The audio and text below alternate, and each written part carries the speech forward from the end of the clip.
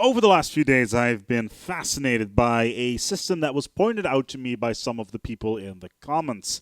And it is kind of grating to me, wondering why this has managed to gotten in. Now, if you've already read the title of the video, you already know what I'm talking about. It is about abusing the agraric Idyllian society.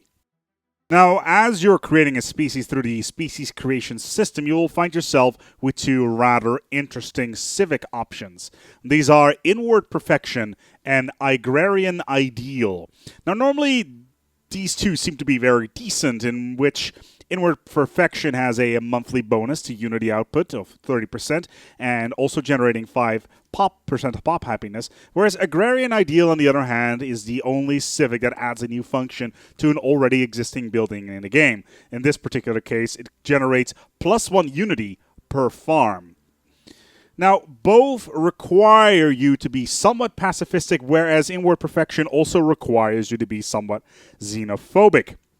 What this means is that you'll be able to pick both of them at the same time, and they don't cancel each other out. So, essentially, it appears that these two civics were created to complement each other as they both go down the pacifism line and generate large amounts of unity. As pacifism also generates an additional 20% unity as an ethic bonus, and a 40% one if you pick the fanatic variant. Now, if you don't want to go down the fanatic variant, you can also pick a third epic to round out the set of ethics. Say, for instance, materialism, which allows you to get an additional bonus, such as, say, science and robot reduction cost. Now, some of you might already be seeing the problem that looms over the horizon as these civics, in combination with a decent third ethic, create what is effectively the most overpowered type of empire you create in the game that can crank out unity and science at an alarming pace, which in addition, with the pacifism bonus of an additional 2 core systems, 4 if you pick the fanatic version, can create a massive sprawling empire extremely fast that can go down the tradition trees as well down the tech trees.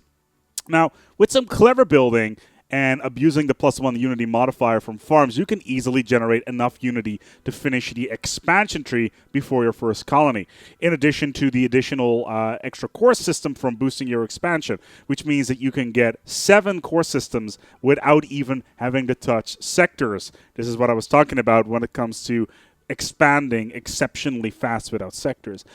This can get even more ridiculous with the One Vision Ascension perk, which boosts the unity production by another 10%, as well as improving your governing ethics attraction by 30%. So what you, for instance, could do is that with the bonus to ethics attraction, later on in the game, you could flip your ethics to a more fanatic version of, say, your third perk, canceling out pacifism. Sure, it would kind of nuke your unity because you would no longer get the bonus from farms. However, at that point, you should be so far ahead of everybody else in the game that you can just bum rush the galaxy with superior tech and tradition.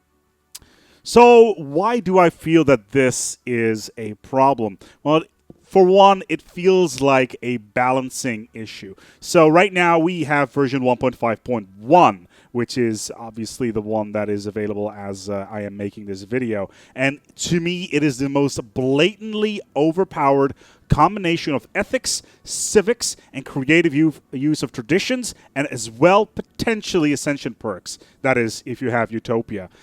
This does not even take into account the specific genetic traits, which could potentially make it even more silly.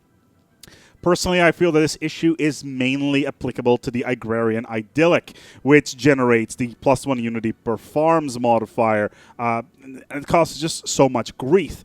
Whilst I'm not a game designer myself, it would, to me, make far more sense to change this bonus to a 0.5, just to make sure that no civilization with this very specific combinations of ethics and civics spirals completely out of control without being able to, be caught up by other empires. And Personally, I don't even think that this is going to be in the game forever due to balancing reasons.